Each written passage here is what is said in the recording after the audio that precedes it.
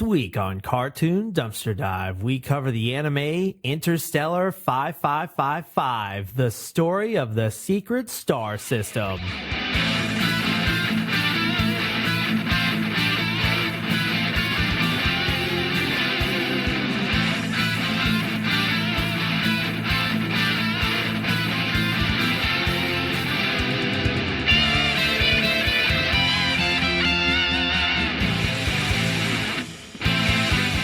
Joel, you a big Daft Punk fan? Love me some Daft Punk, Andrew. What about you? I feel like the year that we grew up in, Daft Punk hit our generation hard. Oh, I yeah. like Daft Punk.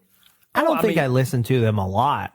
Oh, what? Like when they released their Random Access Memory here a few years ago, that kind of a whole new generation fell in love with Daft Punk because of that album. But Daft we Punk talk about this on the extra audio, but like one more time. I mean, it's arguably their most popular song, but you were talking about how it's not your favorite, but it's like, I felt like that song was in everything forever. One More Time is definitely one of their most popular songs. Harder, Better, Faster, Stronger. That's another very popular song. I mean, that's the one with the lady with the hands. She got real popular on YouTube. Yeah, for the old school YouTube, generation, we all remember that video. That's all YouTube was. Oh, yeah. Until PewDiePie played video games one time, and now it's just. Well, even Kanye West. Yeah, sampled. He uses it. Yeah, he samples Harder. Better, Faster, Stronger. Good song before he went crazy. Or his dentist made him go crazy, depending on who you believe. And I think he even sampled One More Time, too. So, Daft Punk is a huge worldwide band. I mean, I feel like we don't even need to. Well, they have stopped. They broke up. I feel like we don't even need to talk about Daft Punk because I feel like everybody knows who Daft Punk is at this point. Yeah, no, we don't have to do the history of Daft Punk. No, this is a rare one. This is one where Joel tells me something, an animated something, and I'm just like, I have no idea that this existed. And so, we don't have a theme song to review, but we do have song. So what did you think of the soundtrack? Obviously, you loved it because you're a big fan of Daft Punk. I enjoyed it. Let's just get this out of the way.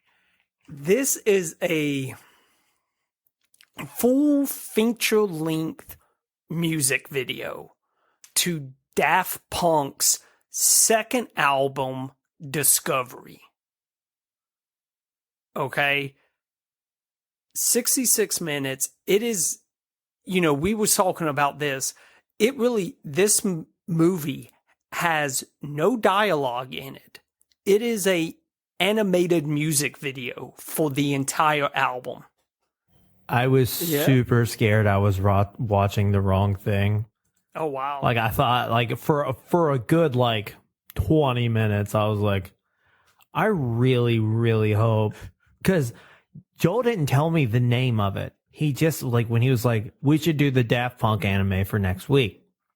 And, before I lost my voice last week. And, I was like, Daft Punk had an anime? So I just put in Daft Punk anime in Google, found the weirdest streaming service alive around. It was like, do you want to watch concerts that happened before for $7.99 a month? I was like, no, but I'll do that free trial to watch this for my show. Uh-oh. So that's where I found it. It was like Koana or something. But it's, I'm watching it and I'm just like, I really, I had to, as I'm watching it, I'm Googling other Daft Punk animes. Cause I'm like, they're not saying anything. I thought it was like a musical and they would have, and then there were times where the characters' mouths were moving and it wasn't to the song. It was like they were saying shit to each other. I'm like, I really hope this is the right one. And I never texted Joel the whole time. And finally we start recording and as we're about to start, I go, I did watch the right one, right? It is Interstellar 5555. And he goes, yeah. I'm like, oh, thank Christ. Yeah. It's very confusing. Because I remember I watched this for the first time, like, when I was 16. And I was confused when I first watched it. I was just like, you already had a lot of confusing emotions at that time, being a 16-year-old lad. Yeah, going through puberty. Not fun, but... No. You went through puberty at 16? I guess you were still going through it. Yeah, you're still going through it. You're truly never done with puberty as a man. But I love the fact that there was no dialogue in this movie, that they tell a amazing story just from the visual effects. Yeah, from the actual I will say animation. This is a masterclass in and visual storytelling, because like I understood what was going on the whole time. Yeah, and it works beautifully with the actual album too. Yeah. It does such a good job of just pairing what you're seeing with the song that they are playing at the time. So how did this, since we got no theme song to really look into, how did this get made, Joel? Yeah, so like I mentioned, it was the second album of Daft Punk, Discovery. During the time when Daft Punk was making this album, they actually started coming up with a concept that was going to involve the merging of science fiction with the entertainment industry culture. They originally thought about doing a live action movie. Okay. But that quickly got scrapped. And Daft Punk, they was actually big fans of anime. They've actually mentioned that they was huge fans of the anime Captain Harlock. Old school space opera anime that was created by Leiji Matsumoto. So they actually basically pulled some strings. They had connections with the company Toshiba EMI, and they actually went through them to basically get a meeting with Matsumoto and pitched this idea, and Matsumoto was just like, love it, let's make it happen. And he basically was working for Toei Animation for basically his entire life, and they actually brought in Pedro Winner, Gildris Loeck, Cedric Hervet, to basically fish out the script, direct the movie, while Matsumoto and Daft Punk was basically just supervising this whole thing. Daft Punk actually funded this movie themselves. Okay, they must have put a lot of money behind it, because this is animated very well. Had a budget of about $4 million. Wow. Yeah, so that was all Daft Punk, because they wanted to keep basically creative control over the direction of the film and the story. Was this ever in theaters? Yes. So really? Okay. Yeah. So Daft Punk, they are a French group. Okay. We're not going to do that a lot. Croissant. Matsumoto, of course, Japan. So it was very big in France and Japan. That makes sense. It aired, but it basically released at a film festival in 2003, had a very short theatrical run after then, and then started releasing on DVD, VHS, all that good stuff. Before then, there was kind of snippets of this movie being released in on Cartoon Network in like 2001. A part Oh, of like on Toonami. a part of the Toonami Midnight Run. Okay. So they actually released Something About Us music video on Toonami. I think that got some, interest generated in what they was working on. But this is a passion project that, honestly, when you get creative people like this and you give them creative control and you just let them make what they want to, you're going to get a masterpiece. And that's what happened. I also read one thing where Daft Punk, they was flying to Japan once a month to like make sure that this project was heading in the right direction. Okay. Nice. Yeah. But love it. That's the quick and dirty of the movie. If you want to find out more history about Daft Punk and whatever it is, there's plenty of articles about the history of Daft Punk, but there's probably a podcast somewhere that covered. I bet you know what? They need this, but the Wizard and the Bruiser probably, has it. Maybe they'll. Nope, not going to say it. Never mind. Oh, Joel knows what I'm talking about. Yep. I'm not going to bring it up. All right. Yep. But Andrew, I know you said, even though the movie doesn't have dialogue, you said there is a cast. There is credits for dialogues. So it's Daft Punk. It's both of them individually. They both have credits individually. Romanthony and Thomas Bangalter. Okay. Well, their other works are Tron Legacy. Oh. So I didn't hate Tron Legacy. Honestly, I didn't like it, but I didn't hate it. The music was the best part of that movie. The music was the best part. I think that's why I didn't hate it, because it's just like they tried to make Jeff Bridges this weird techno Obi-Wan Kenobi, and it wasn't fucking working. It just wasn't. No, it wasn't. But Tron Legacy was why that they're making another Tron. You excited? No. It's going to have everyone's favorite actor, Jared Leto. Who the fuck keeps letting him walk into places and ruining franchise? You know what we need? We need to get that Jared Leto guy again. We need a creepy cult leader who the weirdest fuck in all of Hollywood. You know how weird you have to be to be the weirdest guy in Hollywood?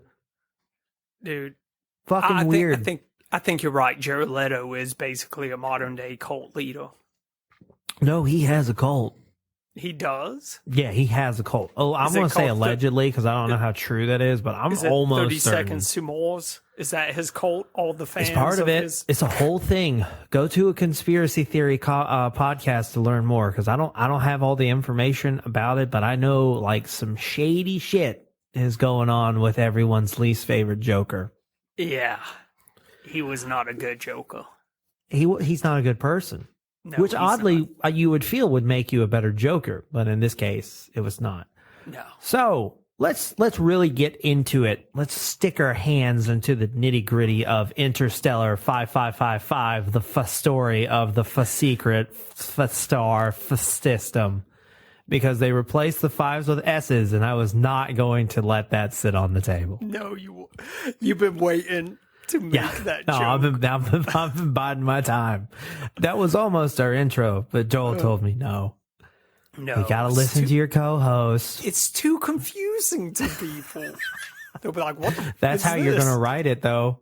On the thing I will. When you post. No, okay, yeah, that's it. That's the official title. So this thing starts out pretty heavy. We got not musically heavy, but like the plot is we have these blue skin humanoid aliens, a keyboardist, a guitarist, a drummer, and a bass player They're all playing one more time. And then a military force from Earth invades the concert and kidnaps them all. Not really I guess you could call it a military force. A hired military force. It's not the military. It's not the U.S. military. But it's like... It's a cult. You think it's a cult? I didn't get that. I thought it was like this guy. So we'll get into it later when we... Okay.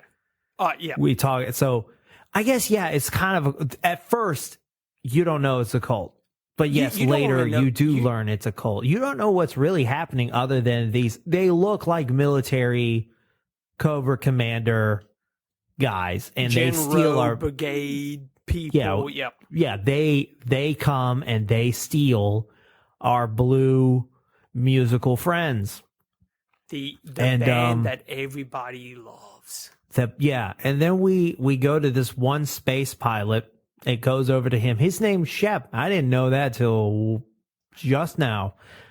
So Shep, he really loves the bass player lady. And he gets a distress call about their kidnapping. And The Crescendos is the band's name, by the way. And it's like crescendos, right? Crescendos, yep. He pursues the culprits through a wormhole and lands on Earth. And this is Digital Love's one. Such a good one. And then now they get their super corporate makeover scene of Harder, Better, Faster, Stronger. Really good choice for they go through this weird factory that like it erases their memories and makes them like they're like, you were never blue, you were a human. You were human. Yep. And so they make them all human and they put these devices in their ears and they're just like lifeless, like playing the songs. And I think you finally get a good look at the guy. Yeah. And he looks like how someone in anime would draw Beethoven. Makes and he's sense. Dressed like a conductor. He's got the cummerbund and the tux, and he's even got the little tails on his jacket. I don't know enough. At this point, you kind of start piecing together, like, okay, this man has kidnapped an alien band. Yeah, to perform on Earth. He's basically a super aggressive agent and music producer. He's I would say he's a producer. Yeah. Yeah. And so he goes to a recording studio and he's like, check out these guys. And this is all through no vocals at all, but he's like, check them out. They play real good. And then the record label tries to talk to him. He goes, no, don't talk to the talent. Talk to me. Because they're all like brainwashed. Like they're all brain dead. They're all like blink, like he's controlling them. Deer in the headlight stare. They're like they're like Chuck E. Cheese band. They only perform when you press play. Exactly. And so their captor's name is Earl de Darkwood, which is another thing I had to look up after the movie. And they take the world by storm. And like they're just getting money, like he's just getting money hand over foot because he's like, they don't do anything. They stand in a closet until they're ready to play, kind of deal.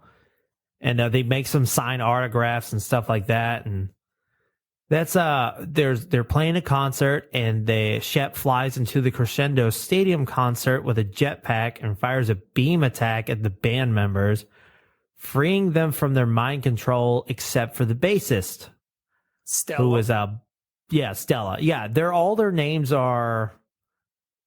Octave is the keyboardist, Arpegius is the guitarist, Beryl is the drummer, and Stella is the bassist. Yep. So Darkwood blocks them, but Shep is mortally wounded, and they try to do all this these missions to like, I think Harder, Better, Faster, Stronger is still playing at this point. So Harder, Better, Faster, Stronger is the song that they use when they are going through like the brainwashing. The factory. Okay. So the stadium, the live show where, you know, he frees a couple of them. I think that one might be Superheroes. Okay. And then from there, so he frees 3 of the members. Stella is still brainwashed. And then it kind of shows that Darkwood and Stella end up going to a music award. Yeah. And this is when Stella, they win the Golden Album, best album of the year, basically. Yeah, they get a gold record, right? This is where you actually see a cameo of Daft Punk as well. Yeah, because they lose. They lose, yeah. But, you know, when all the pictures are being taken, one of the band members, the keyboardist, he zaps her, frees her brain, she escapes. And then they actually take her to the astronaut ship. This is when the song "Something About Us" plays. Great scene. Yeah, because he's dying. Exactly. Like, and he's just like, the only thing he ever wanted was like just to hold her hand, because he was obsessed with her. He was a fanboy of her, and like I don't know, like he just had his poster on his wall, and he would like. As somebody who's, he would dream about like going on a date with her. It wasn't anything like dirty. He was just like, wouldn't it be cool if we held hands? It was very innocent anime type trope.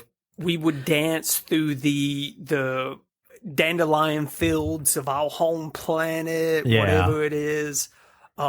This is a beautiful scene. Because he is dying. The music, Something About Us, it's just perfect, because he almost I don't know how they do it, alien technology or whatever, but she actually gets to see the dreams that he has, and has this very kind of romantic moment, and then they kind of realize like, okay, we're aliens at this point. They remember who they are. Also, his ghost flies up into space. Not at this point. Well, his spirit ascends. You see it. Well, his spirit ascends because then they actually take his dead body, bury him under this tree. Right, yeah. And that's when his spirit ascends. And this is where it kind of starts, because she got a call telling her to go to this place called Darkwood Manor. Yeah. So they go to it, and this is where you basically find out that it's a cult. Yeah, and this is what Voyager is playing during this one. So they explore Darkwood Manor, and basically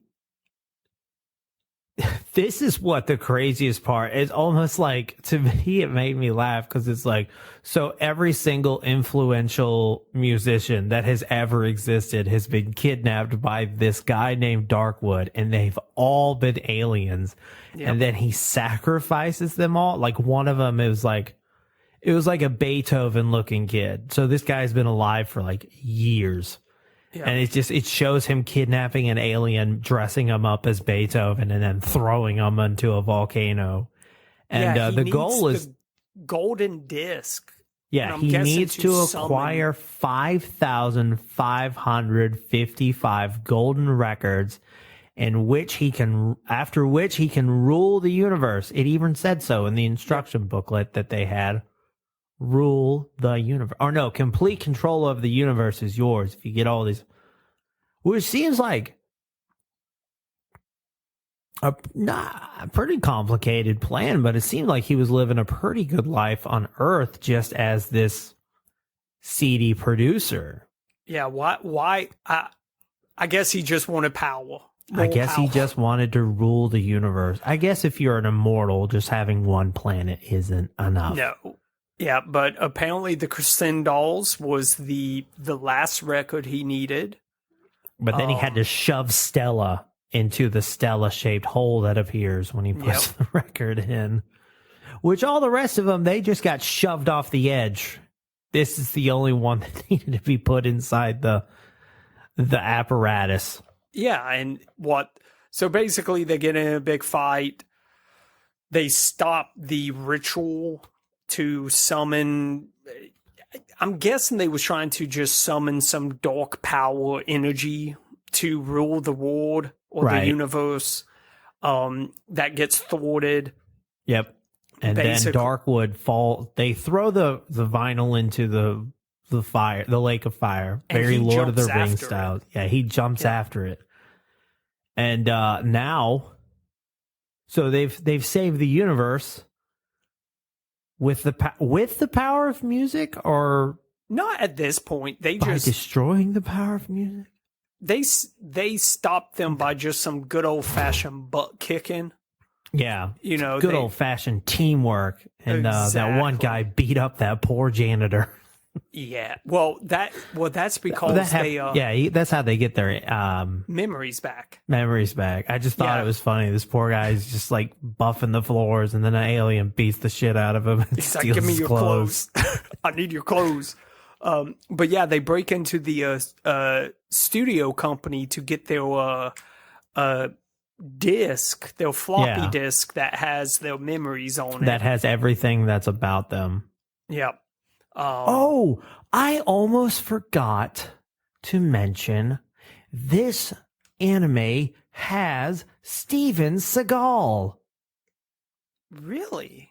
The bodyguard. You're going to tell me that one bodyguard of Darkwood is not 100% Steven Seagal, a fat, tall dude with a ponytail and sunglasses all the time and a shitty black goatee. That motherfucker is Steven Seagal. That guy is more Steven Seagal than Steven Seagal is. It would not surprise me if they based him off of Steven Seagal. They had to. There's no other person that looks like that. Yeah, Steven Seagal is one of those people. Well, he's got a very distinct, unique look. Absolutely. So it was just robot Steven Seagal. It was a robot Steven Seagal. And I was just like, because when I was watching that, his bodyguard show up and one's just like a generic bodyguard looking dude. And I'm like, is that other one Steven Seagal? Special guest, Steven Seagal. Steven Seagal. It's weird because Steven Seagal seems like the kind of guy who would sue you over something like that. But I really don't. I don't know. But so at this point, they get their little memory disk back. But I also thought this was funny. They sent the keyboardist in to break in and steal something. He's the one black one. Yep. But he gets tased, and apparently when he gets tased, the paint on his skin it comes off. He's blue again. And that's when they kind of realize, like, holy shit, this is a fucking alien. And they start putting together that the crescendos are just aliens from another another planet. There you go. And they're basically like, well, this ain't right. We need to help them get back home. Yeah, we need to help them get back. So, yeah. We love their music. We need to send them back home. The record company CEO is way on board. He's just like, no, this isn't right. You guys need to return home. Yeah, and they get Shep's ship, which is basically just a giant flying axe, like a guitar. Yeah, a V guitar. Yeah, like kind of badass. Love that design. It's great. For that ship. It's pretty great. But they find the ship, they fix it up, they restore their memories. All of Earth is just like, we love you guys. We want you to go back home. Yeah. You need to go back home. So they plan this elaborate. Yeah, scientists have figured out how Darkwood was able to steal him because a wormhole kind of lines up and connects their planet with our planet. Yep. And that's what he did the first time. And he's like, And you see scientists like pointing at the thing, and it's like you can see through visual storytelling that it's like, oh, it's about to happen again. We could probably send them home if we get them up there right the fuck now. Yeah. Yeah, so they shoot them off, and this is where Shep, you kind of see the final battle happen, because when they go through the wormhole, apparently Darkwood is like this evil energy now, and he follows them through the wormhole, and he starts attacking the ship, and that's when the spirit of Shep comes back and saves them one last time. Yeah, but they started jamming to like summon his spirit. So except for the guy who plays drums, he's just kind of ham boning. Well, they didn't do have time that. to set up a drum set. They do that after they exit the wormhole, and they're drifting through space because they don't know how to get back like home. Oh, that's true. They probably don't know how to drive.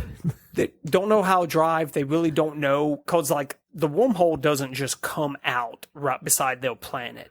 So no, they got to figure out how to get home. Yeah, so they start playing, and that's when their home planet I guess they basically pick up the music, and they're like, "That's them, get them!" That's them, and they get them, and they erect a statue to Shep because he was able to save the planet's most favorite band, and then the film ends. Except, Joel, it was all a dream of a little baby boy. Was it, Andrew? Because he had action figures of the Christian dolls. Yeah, they were probably just aliens. And then that Daft Punk was playing on a vinyl in the background, and that's why we got all the different stuff. I love that. It was basically a little kid's dream. Yeah, but he also had the action figures of the bandmates from when they were painted. Yeah, like too. blue. They had them. No, he had them in blue form, and he had them in regular form. Well, that just makes me believe that those were just his toys, and he was just playing with his toys, believing that they were a band. But he also had a poster. So this is where the end of the movie, I kind of start second guessing, like, was this a dream, all a dream of this little kid, or did that stuff really happen? Because he's got like the band posters and everything else. So who knows? I don't know. I guess we'll have to ask Daft Punk. Somebody figure out what they look like. They look like robots, Andrew. That's true. Just find a robot and grab him by the collar. On February 22nd of 2004, Daft Punk streamed the film in full on Twitch as the third celebration of Daft Punk Day, the anniversary of the duo's split. Yep. So that it's like in June 2024, a 4K remaster of the film was shown at the UGC Normandy in Paris. So it's been showed again. The version that I watched on this Qualal streaming service, I mean, it was pretty low quality. You can also find it on DVD. Well, you can find it on DVD, but Internet Archives also have it. Oh, okay. I actually read they got shut down recently, but maybe that's wrong. Yeah. Did you watch it on Internet Archives? Yeah, I started a 7-day free trial of this fucking streaming service I've never heard of. So go to Internet Archives while it's still here. There you go. But Andrew, this movie, it's fantastic. The whole fact that they was able to create this story and you can follow it without any dialogue is amazing. That's impressive. That's really impressive writing, because visual storytelling is something that has been lost on Hollywood recently. So it was really nice to appreciate. It was really nice to see and appreciate them doing it here. Oh, yes. But Joel, I believe it's time to go to your new reoccurring segment, reviews that are an interstellar 5.555 out of 5.555, or reviews that are under Earth in a 0 out of 0. Nice, Andrew. Thank you. So this is sitting at a 7.8 out of 10 on IMDb. How many people? 16,000. I thought that would be much higher. Yeah. So there was no 1-star reviews.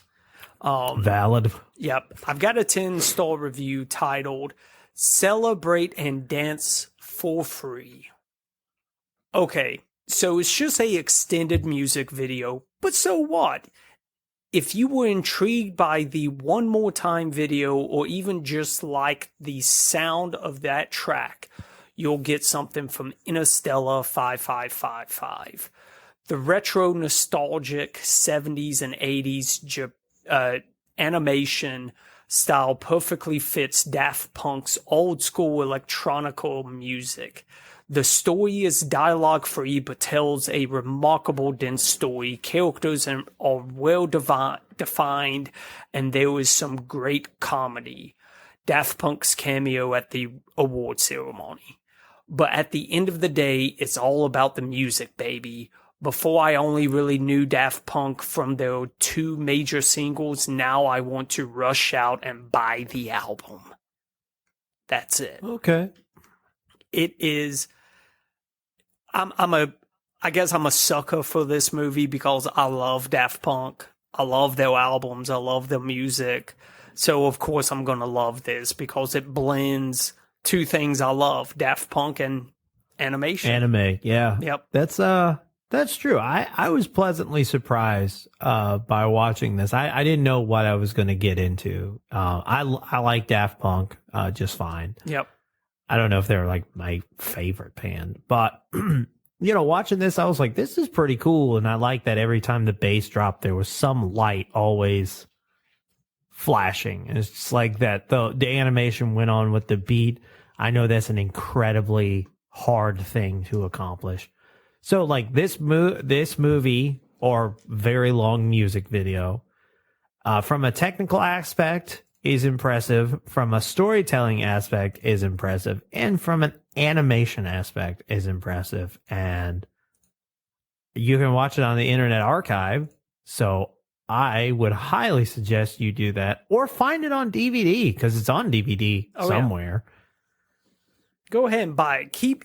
For those DVD collectors, it's worth the buy to keep it on your shelf. That's true. It's a good party thing to put on. Like it's like you can enjoy Daft Punk, but people could also like sit down and watch it. Oh yeah. But you don't have to pay attention to it if you don't want to. No. Which I always enjoy.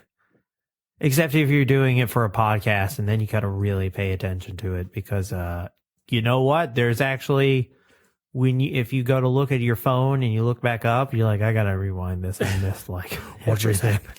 What? Yeah, when characters aren't talking, you can miss a lot through visual storytelling. Yep. But Joel, I believe that wraps up Interstellar 5555, the story of the secret star system. I really thought you was going to do the... No, you can't overuse comedy like that. You gotta strike while the iron's hot and let it solidify. But, I guess we already did our closing thoughts, right? Yep. Let me ask you this. Because basically it's just all music videos, did you have one segment, like one song with the animation that you thought was really well done? What was your I would favorite? say the Harder, Better, Faster, Stronger, where they're like making them into basically corporate pop like band musicians, and it's just like I liked it for the song, and then I liked it for like the metaphor of like how you pump out your various artists like that. So gotcha. I like that one the most. What about you?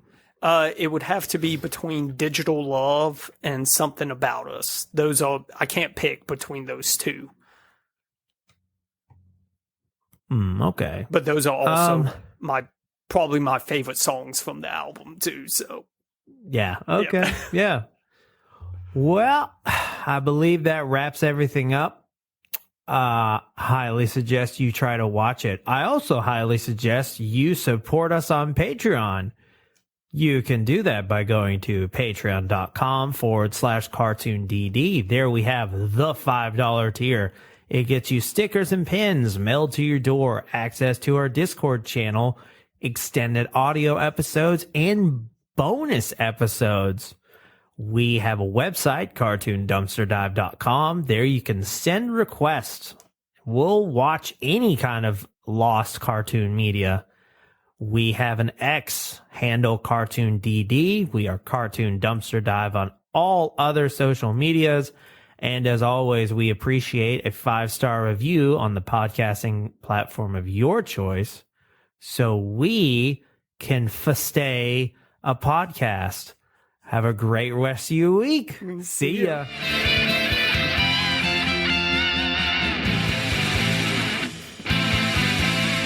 feel like Sylvester. The story of the secret star system. Oh, that would be a terrible host to review this.